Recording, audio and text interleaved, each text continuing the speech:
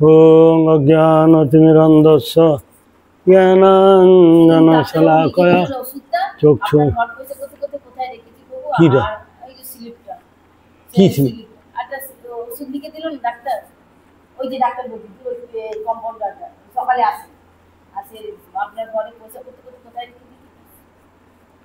শ্রী চৈতন্য দেব ও জগন্নাথ সম্বন্ধে একটা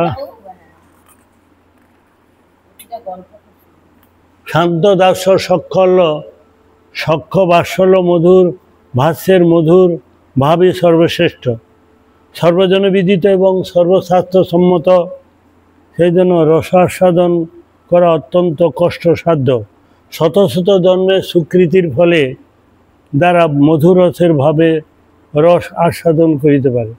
রাধা কৃষ্ণ তত্ত্ব সম্পূর্ণরূপভাবে অবগত না হইয়া ভক্ত সাবধানে অগ্রসর হইলে তার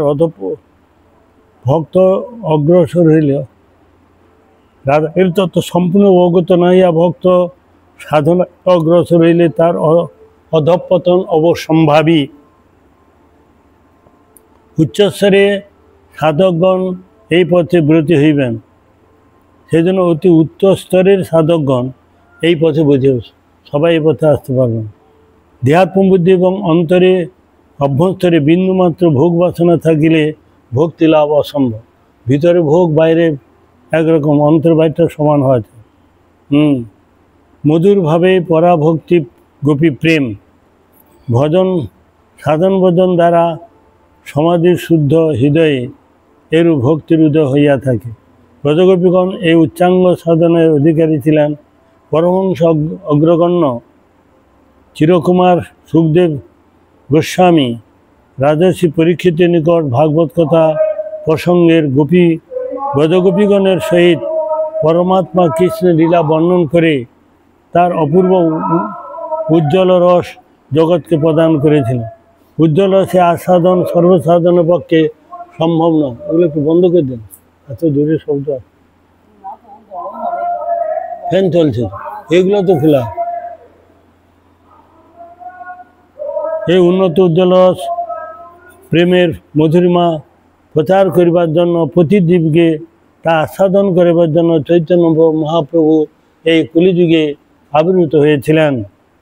বাল্য কৈশোরে মহাপ্রভু পাণ্ডিত্যের অহমিকার মতো থাকিলেও তিনি যৌবনকালে তিনি কৃষ্ণপ্রেমে বিভোর হইয়া নিজেকে অত্যন্ত দিনহীন মনে করতেন। কৃষ্ণপ্রেমে বিভোর হয়ে তাহার পাণ্ডিত্য অহমিকা ম্লান মান সম্মান গৌরবে বিপুল সম্মান বিসর্জন দিয়া সন্ন্যাসী ধারণ করে কৃষ্ণপ্রেমে ভিখারি হয়েছিল। চারি ভাব দিয়া মুই নাচাব ত্রিভুবন মহাপ্রভু ভক্তভাবে অঙ্গীকার করে এই কথা বলেছেন।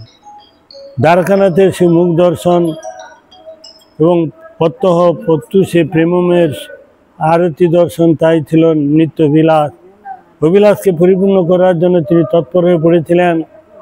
গর্ভধারণী জননী আগ্রহ অতিশয্যে তিনি পরিশেষে পুরুষোত্তম ক্ষেত্রে বাস করিবার মনস্থ করেছিলেন। পুরীধামে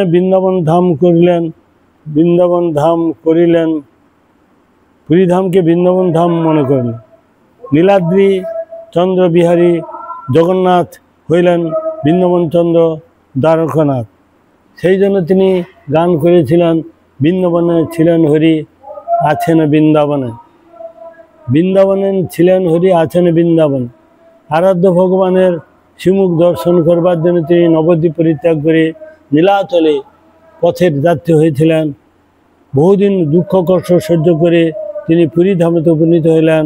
সেই সময় তার হৃদয়ে প্রেম সমুদ্র উথল হয়েছিল। চতুর্দিকে তিনি মন্দিরের অভ্যন্তরে প্রবেশ করলেন। বহুদিনে বাঞ্ছিত সেই দারু ব্রহ্ম মূর্তি দর্শন করে ভাবাবেশে চৈতন্য যখন প্রিয়তম জগন্নাথের পাদপদ্মে মস্তক স্থাপন করিলেন, সেই সময় তার বাধ্যগণ হারাইয়া ফেললেন। মন্দিরে অষ্টসাতটি বিকার তিনি ভুলান্বিত পড়িলেন। পরে লাঠি ধরিয়া মারিবার জন্য অগ্রসর হইলেন। রাজার সভাপতি পরম জ্ঞানী বৈষ্ণব সার্বভৌমাচার্য সেই সব মন্দিরে উপস্থিত ছিলেন। চৈতন্যদেবের ভাবাবেশ নিরীক্ষণ করে তাহার শরীর 68 বিকার লক্ষণের সূচনা পাইয়া প্রহরীগণকে নিরস্ত করিলেন। চৈতন্যদেবকে সসম্মানে নিজের গৃহে আনয়ন করলেন। পরের দিন চৈতন্যদেব শ্রীক্ষেত্রে অবস্থান করে সাধন ভজন কীর্তনাতে ব্রতী হয়েছিলেন। জগন্নাথকে দর্শন করার জন্য পত্র প্রাতঃকালে তিনি মন্দিরে যাইতেন।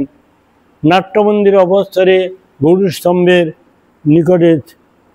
নিকটে গেলে বিহল হইয়া বাহ্যজ্ঞান শূন্য হওয়ায় ভয় থাকায় সার্বভৌম তাহাকে গৌরীস্তম্ভের নিকট হইতে জগন্নাথ দর্শন করিবার পরামর্শ দিলেন। সেই জন্য তিনি সর্বদাই দূর হইতে জগন্নাথের মধ্যে প্রেমময় কৃষ্ণ দর্শন লাভ করিতেন। প্রতিমা নাও তুমি সাক্ষা ব্রজেন্দ্র নন্দন। অধিকাংশ সময় তিনি জগন্নাথ দর্শনে মন এমনই তন্ময় হইয়া যাইতেন যে তিনি বাহ্যজ্ঞান হারাইয়া ফেলিতেন। প্রেম পুলকিত হওয়ার জন্য নয়ন যুগল হইতে অবিরত প্রেমাশ্রু ধারা বহিতে লাগিল। এবং শরীরে বিভিন্ন আশ্চর্যজনক পরিবর্তন দেখা গেল। চৈতন্যদেব ঘনিষ্ঠতম সাথী ছিলেন। নিত্যানন্দ প্রভু ভক্তের নিকট রইয়া অতি সাবধানতার সহিত তার দেহ রক্ষা করিতেন। দর্শকবৃন্দ সেই প্রেমের অনুপম ছবি নিরীক্ষণ করিতেন। প্রতি বছর রথযাত্রার সময় চৈতন্য মহাপ্রভু ভাবাবেশে বহুগুণ বর্ধিত হয়ে থাকিতেন। জগন্নাথের রথের সম্মুখে ভক্তগণের সে অভিনব নৃত্য প্রদর্শন করে প্রেমের সাগরে নিবেদিত থাকতেন। ভাবাবেশের দ্বারা তার শরীরে প্রতি মুহূর্তেই নতুন নতুন 68 বিকার উপস্থিত হইতে লাগল। ক্ষণে ক্ষণে তিনি দেহ পরিবর্তন হইবার দরুন তার নতুন রূপ দেখা যেত। ভাবাবেশে লক্ষ্য করে চৈতন্য চরিতে লিখিত আছে, উদ্দণ্ড নৃত্যে প্রভুর অদ্ভুত বিকার, অষ্টসাত্ত্বিক ভাবে ও উদয় সমকাল, মাংসব্রণ সম রোমবিন্দ পুরকিত, শিমুলির বৃক্ষ যেন কণ্টক বেষ্টিত, এক স্তম্ভের কম্প দেখিতে লাগে ভয়, লোকে জানে স্তম্ভ যেন দন্ত যেন খসিয়া পড়য়, সর্বাঙ্গে প্রসেদ ছুটে তাতে উদ্গম, যজ গগ যজ গগ গদ গদ বচন, জল যন্ত্র দ্বারা জইছে ভয় সৃজল, আশেপাশে রোগ যত ভিজিল সকল। এত চোখের জলেতে আশেপাশে সব ভিজে যায়, নদীর মতো জল বচ্ছে।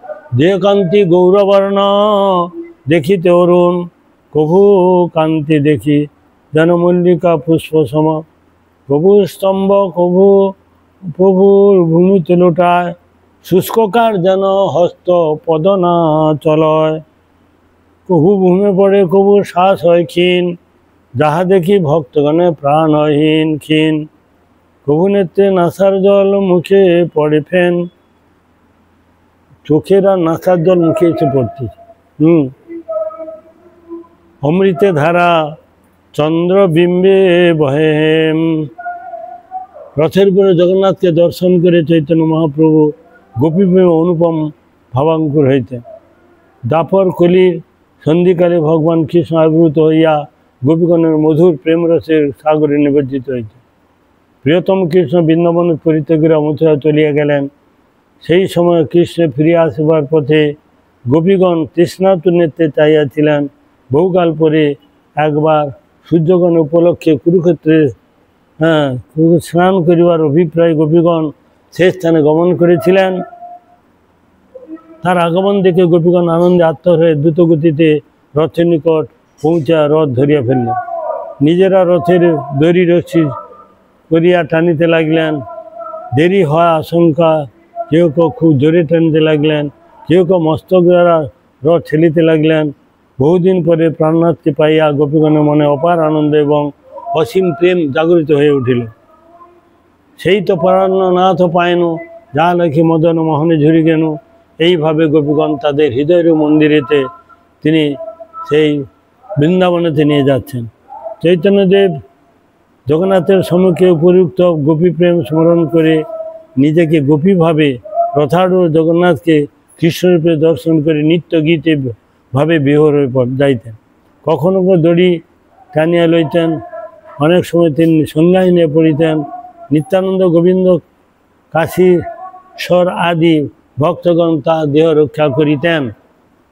দিনে দিনে চৈতন্য ভক্তি ও ভাব বিহলিত হইয়া বৃদ্ধি পাইতে লাগিল। একদিন ক্ষুধা, তৃষ্ণা, নিদ্রা সব কিছু ভুলিয়া গেলেন। দিবারাত্রি 24 ঘন্টা প্রেম রসে নিমজ্জিত থাকত। কখনো হর্ষ, কখনো বিমর্ষ, কখনো উদ্বেগ, কখনো স্থিরতা, গম্ভীরতা ও চঞ্চলতা। সত্যই তার এক নিজের অধীনে ছিলেন না। কখনো কখনো তিনি কৃষ্ণ বীরের অসহ্য যন্ত্রণা কাতরিয়া পড়িতেন। নয়নের জলে বক্ষস্থল ভাসাইয়া দেওয়া ভুলুণ্ঠিত হইতেন। কখনো কণ্ঠ হইতে করুণ আর্তনাদ এবং হা হুতাশ শোনা যাইত। হা হুতাশ শোনা যাইত। কৃষ্ণ প্রাণনাথ, ব্রজেন্দ্র নন্দন, কাহা যাও কাহা পাও, মুরলী বদন, এইরকম কথা বলিতে বলিতে অধীর হয়ে পড়িতেন। বাহ্যজ্ঞান হারাইয়া ফেলিতেন। একদিন রাত্রিবেলা তিনি প্রেমে অধীর হইয়া অজ্ঞাত সারি নৃত্য করিতে করিতে বাহিরে গমন করিলেন। সারা রাত্রি অনিদ্রা কাটাইয়া তিনি কৃষ্ণনাম করিতেছিলেন। গভীর রাত্রিকালে স্বপ্নের নিন্দা স্বরূপের নিদ্রাভঙ্গ হইলে চৈতন্য কিছু সাড়া না পাইয়া তিনি চিন্তিত হয়ে পড়িলেন। ভক্তগণকে জাগাইয়া মহাপ্রভুকে খুঁজিতে লাগলেন। বহু খোঁজাখুঁজি করিবার পর ভক্তগণ সিংহদ্বারের নিকটে চৈতন্যদেবের জ্ঞানশূন্য শরীর ভুলুণ্ঠিত হইয়া দেখিতে পাইলেন। প্রেমের ঠাকুরকে দেখে আনন্দ উপভোগ করিলেন। তারা মুদ্রিত নেত্র, শ্বাস প্রশ্বাসহীন শরীর, ফেনাযুক্ত মুখ এবং রক্তাক্ত সমস্ত নিরীক্ষণ করিয়া সকলে কাতর হইয়া পড়িলেন। সর্বদামোদর চৈতন্যের কর্ণে কৃষ্ণনাম করিতে লাগিলেন। বহু সময় পরে চৈতন্যের সংজ্ঞা লাভ করিয়া নিজেকে এবং ভক্তগণকে সিংহদ্বারের নিকট দেখিয়া অত্যন্ত বিস্ময় অনুভব করিল। রাত্রিকালে সিংহদ্বারের নিকটে আসিবার কারণে জিজ্ঞাসা করিলে চৈতন্যদেব ভক্তগণকে সমস্ত বিষয় বুঝাইতে লাগিলেন।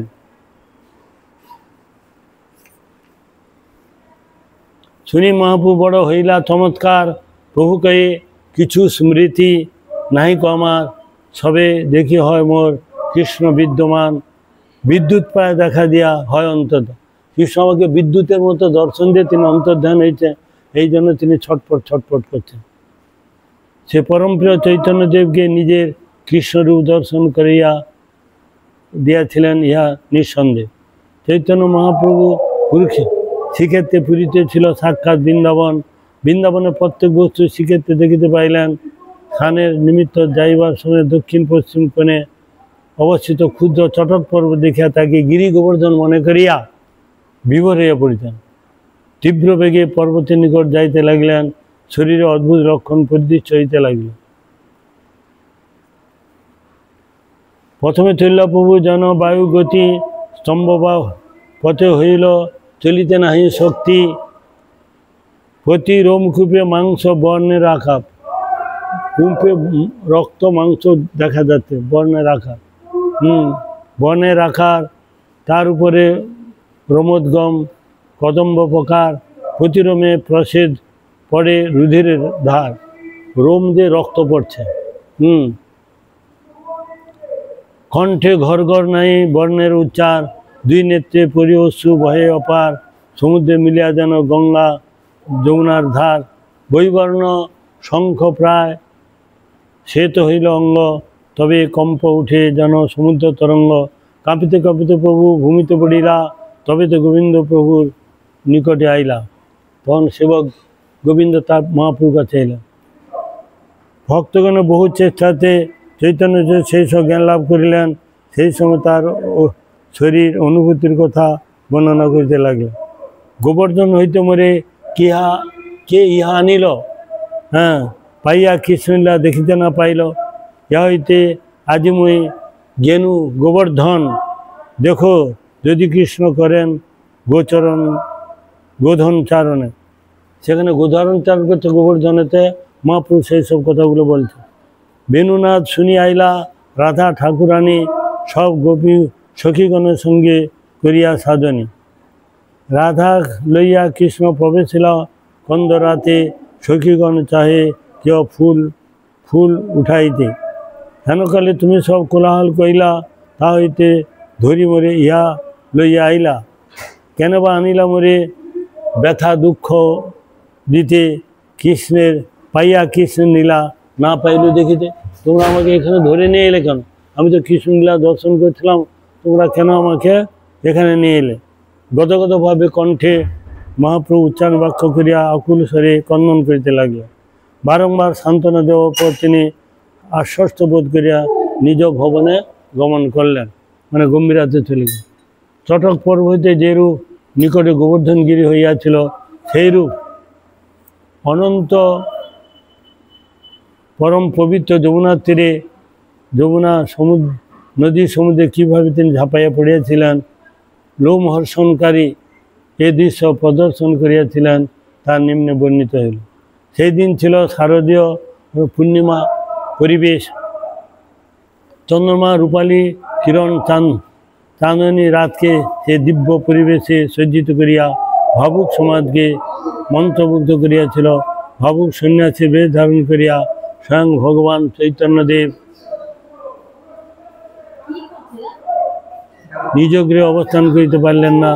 স্বয়ং ভগবান মর্ত জগতে অপ্রাকৃত শারদীয় রাধাকৃষ্ণের রাস দেখাইয়াছিলেন। ভক্তগণের সহিত তিনি প্রকৃতির শান্ত করে ঝাঁপাইয়া অপূর্ব ভাবাবেশে ভুলিয়া গেলেন। চৈতন্যদেবের সহিত তার ঐকান্তিক ভক্তগণ ধ্যানমগ্ন হইতে লাগিলেন।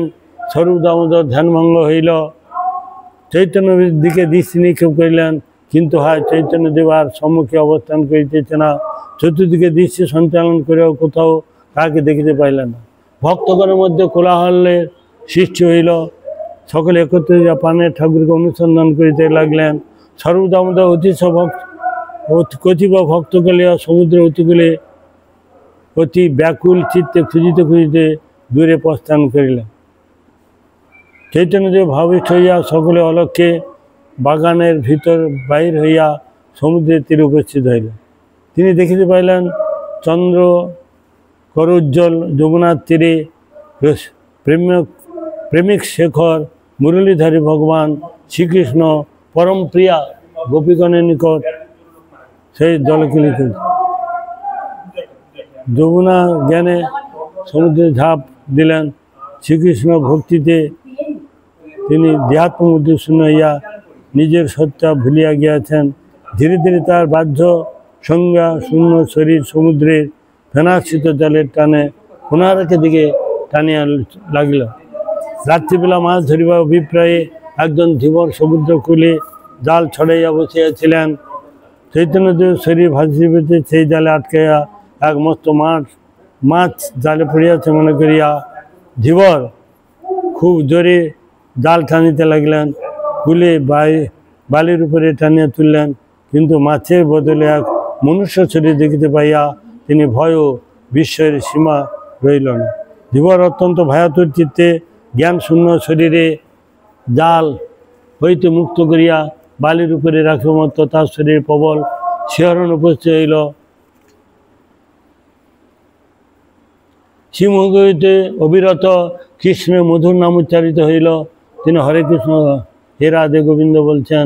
নিজেকে ভূতে পাইয়াছে মনে করিয়া ভয়াকুল হইয়া জাল স্কন্ধে লইয়া স্বগৃহের দিকে দৌড়াইয়া পালাইবার চেষ্টা করল। অমনি পাগল হইয়া গিয়াছিল সে অবিরত হরিগুণ গান করতে, কখনো নৃত্য, কখনো গান, কখনো বা ক্রন্দন করতে লাগলেন সেই ধীবরটা। নয়নের কোলে কোণ হইতে জল নির্গত হইতে লাগলো। সেই সময় স্বরূপ দামোদর অন্যান্য ভক্তগণ ধীবরের এইরূপ ভাবে দর্শন করিয়া অত্যন্ত বিস্ময় প্রকাশ করিলেন। ধীবরকে জিজ্ঞাসা করলে, তোমার কি হইয়াছে? এই রাস্তাতে কাহারও সেই তোমার দেখা হইয়াছিল? ধীবর অতিশ কাতরে ভয়ার্ধ চিত্তে বলিল, ঠাকুর, আজ আমি বড় বিপদে পড়িয়াছি। সমুদ্রের জাল ছড়াইয়া আমি প্রতি রাত্রিতে মাছ সংগ্রহ করিয়া জীবিকা নির্বাহ করিয়া থাকি। কৃষ্ণের অপার দয়া, কোনোদিন কোনো বিপদে পড়ি নাই। আশ্চর্য বিষয়, আজ আমার জালে এক সব দেহ আসিয়া আটকাইয়া গেল। তাহাকে বাইরে আনিলে তার ভিতরে থাকা ভূত আমাকে গ্রাস করিয়া ভূতে ধরে। ভগবানকে ডাকিতে ডাকিতে আমি অধীর হইয়া গেলাম, তথাপি সে ভূত আমাকে ছাড়িতেছে না। সেজন্য আমি ওঝার নিকট যাইতেছি। সে যদি আমার ভূত ছাড়াইয়া দিতে পারে তবে আমার জীবন রক্ষা হইবে। সর্বদম ধীবরকে সান্ত্বনা বাক্য প্রদান করিলেন। অভয় দিয়ে বললেন, তুমি যাকে জালে পাইয়াছ তিনি হইতেছেন শ্রীকৃষ্ণ চৈতন্য মহাপ্রভু স্বয়ং ভগবান। গতগতভাবে অভিষ্ট হইয়া সমুদ্রে ঝাঁপ দিয়াছিলেন, তাকে স্পর্শ তোমার হৃদয়ে হরিপ্রেমের উদর হইয়াছে। ভূত নয়, হরিপ্রেম। ইহা কোনো ভূতের কেরামতি নহে। আমরা তাহার দর্শন না পাইয়া খুঁজিতে খুঁজিতে আসিয়া এখানে উপস্থিত হইয়াছি। তাহাকে কোথায় রাখিয়া আসিয়াছ, চলো সেই স্থানে গিয়ে আমাকে দর্শন করিব। স্বরূপের বাক্য শ্রবণ করিয়া ধীবর অত্যন্ত বিস্মিত হইয়া চৈতন্যদেবের দিব্য শরীর ভক্তগণকে দেখাইল। প্রাণের আরাধ্য দেবতাকে এই অবসর দর্শন করিয়া ভক্তগণ আকুল হৃদয়ে ক্রন্দন করিয়া উঠিলেন। আজ সম্বরণ করিয়া আত্মসমর্পণ করিয়া স্বরূপ অতি সন্তর্পে ধীরে ধীরে মহাপ্রভু দেহ হইতে বালি নিবারণ করিয়া নিজের শুষ্ক বহির্বাসে তাকে শয়ন করাইয়া দেয়। বালি টালি ছিল সব পরিষ্কার করে নিজের বহির্বাসে তো সমুদ্র শয়ন করে দিলেন। এবং স্বরূপে ইঙ্গিত পাইয়া ভক্তগণ তৎপরে উচ্চস্বরে হরিনাম সংকীর্তন করিতে লাগলেন। স্বরূপ বারংবার চৈতন্যের কর্ণ করে কৃষ্ণের মধুর নাম শুনাইতে আরম্ভ করলেন। বহুক্ষণ পরে তাহার চক্ষু উন্মিলিত হইল। মন বাহ্য জগতে সম্পূর্ণভাবে ফিরিয়া আসেন নাই। তিনি অর্ধবাহ্য দশার নিজে হইয়া নিজের অনুভূতি বর্ণনা করিবার চেষ্টা করিতে পারিলেন না। কিঞ্চিত আভাস প্রাপ্ত হইয়া স্বরূপ বুঝিতে পারিলেন মহাপ্রভু বজভূমির যমুনার তীরে দণ্ডমান হইয়া রাধাকৃষ্ণের প্রেমলীলা গোপীগণের সেই জলখেলি দর্শন করিয়া উল্লসিত হইয়াছিলেন। স্বরূপের নিকটে এই অলৌকিক অতি প্রিয় রাজ্যের বার্তা শ্রবণ করিয়া অদর্শনে চৈতন্যদেবের ভাবোজ্জ্বল মনোহর মুখমণ্ডল দীপ্তি দর্শন করিয়া ভক্তগণের অপার আনন্দ উদিত হইল। বহু সময় পরে চৈতন্যদেব অর্ধবাহ্য দশা হইতে সম্পূর্ণভাবে বাহ্যদশাতে ফিরিয়া আসিলে ভক্তগণ প্রিয় দেবতার সহিত নিজ কুটিরে কীর্তন করিতে করিতে ফিরিয়া আসিলেন। চৈতন্যদেব এরূপ অবস্থাতে ভক্তগণ চিন্তিত পড়িল, পুনরূপ প্রতিকার করিতে পারলেন না। চৈতন্যদেব নিজে দিনের পর দিন প্রেমে বিহল হইতে লাগিল। সর্বদাই কৃষ্ণ দর্শনে অধীর এবং আনন্দময় চিত্তে হরিনাম কীর্তন করিলেন। এইরকম অবস্থাতে তিনি প্রাতকালে জগন্নাথ দর্শন অব্যাহত করিয়াছেন। প্রতিদিন জগন্নাথ দর্শন। তার একবার জগন্নাথ দর্শনের জন্য প্রভাতে তিনি সিংহদ্বারের নিকট উপস্থিত হইলেন। সিংহদ্বারে প্রধান দ্বারপাল চৈতন্যদেবকে দর্শন করিয়া ভক্তিপূরিত চিত্তে চরণ বন্দনা করিলেন। সেই সময় চৈতন্যদেব মনে অন্যভাব উদিত হইল। তিনি ভাবে দ্বারপালে হস্ত ধারণ করিয়া প্রেমাকুল কণ্ঠে প্রশ্ন করিলেন, মোর প্রাণনাথ কৃষ্ণ কোথায়? আমার কৃষ্ণকে দেখাও। ভক্তবৎসল দ্বারপাল চৈতন্য ভাবে বুঝিতে পারিয়া উত্তর দিলেন, ব্রজেন্দ্রনন্দন এই স্থানে রহিয়াছে, আমার সে আসিলে দর্শন পাইবে। দ্বারপালের সঙ্গে চৈতন্যদেব আনন্দে অধীর হইয়া পড়িলেন। সত্যই যেন তিনি বহুদিন হইতে হারাইয়া যাওয়া হারাধন প্রাণনাথকে পাইবার জন্য যাইতেছেন। দ্বারপালে হস্ত ধারণ করে তিনি জগন্মোহনের নাট্য মন্দিরে প্রবেশ করলে দ্বারপাল বললেন, এই দেখো পুরুষোত্তম, নেত্র ভরিয়া তুমি তাহাকে দর্শন করো, জগন্নাথকে দর্শন করো। চৈতন্য মহাপ্রভু পুরুষোত্তম জগন্নাথের এক দৃষ্টি নিবন্ধ করিলেন। তিনি দেখিলেন ভক্তবৎসল জগন্নাথ কৃষ্ণরূপে রূপায়িত হইয়াছেন। তিনি কৃষ্ণরূপ দেখছেন। চরণে রুনুঝুনু নুপুর, কটিদেশে পীত বসন এবং কণ্ঠে বনমালা, কৌস্তুভের হার এবং হস্তে মোহনবংশী, কর্ণে মকরকুণ্ডল, মস্তকে শিখিপুচ্ছ যুক্ত রমণীয় মুকুট। এই সমস্ত দর্শন করিয়া ভক্তরূপী ভগবান আনন্দে অধীর হইয়া পড়িলেন। আবার তিনি দেখিলেন প্রভু জগন্নাথ শ্রীকৃষ্ণ রত্ন সিংহাসনে দণ্ডায়মান হইয়া সুমধুর স্বরে বংশী বাদন করিতেছেন। এটা দেখতে পাচ্ছি। কৃষ্ণ কৃষ্ণ সেই কৃষ্ণ কৃষ্ণ অন্বেষণে যেই গৌর সেই কৃষ্ণ সেই জগন্নাথ। জয় জয় জগন্নাথ সচির নন্দন, ত্রিভুবনে করে যার চরণবন্দন। সেই গৌর সুন্দর চৈতন্যদেব অধীরূঢ় মহাভাব প্রকাশ করিয়া জগন্নাথদেবকে বৃন্দাবন চন্দ্ররূপে দর্শনে অভিলাষ করিলেন। গূঢ় রহস্য আমার অধমের পক্ষে প্রকাশ করা উচিত নয়। চৈতন্য চরিতামৃতে কৃষ্ণদাস কবিরাজ গোস্বামী গৌড়ের পাছে রহি করেন দর্শন, দেখান জগন্নাথ হয় মুরলী বদন। স্বয়ং ভগবান চৈতন্যদেব কলিযুগ পাবন অবতারী, রাধার প্রণয় মহিমা চিরু। সেই প্রেমের দ্বারা শ্রী রাধা কৃষ্ণ অদ্ভুত মাধুর্য আস্বাদন করেন, তাই বা কিরু। শ্রী রাধা কৃষ্ণ আস্বাদনে কি যত সুখ লাভ করে থাকেন ইত্যাদি লোভ জন্মাইলে সেই চৈতন্য রাধাভাবে অবতীর্ণ হন এবং কলিযুগ ধর্ম নাম সংকীর্তন প্রবর্তন করেন। লীলাবসানে তিনি জগন্নাথ ক্ষেত্রে জগন্নাথের সঙ্গে মিলিত হইয়া সকল ভক্তগণকে কৃপাবারি বর্ষণ করিতেছেন। জয় গৌর, জয় জগন্নাথ, জয় গৌর। অনর্পিত চরিন চিরাত করুণ অবিতর্ণ কলু, সমর্পয়ত উন্নত উজ্জ্বল রসম স্বভক্তি শ্রিয়ম। হরি সুরড সুন্দর দ্যুতি কদম্ব সন্দীর্পিত সদা হৃদয়ে কন্দরে সুরতিব সচিনন্দন।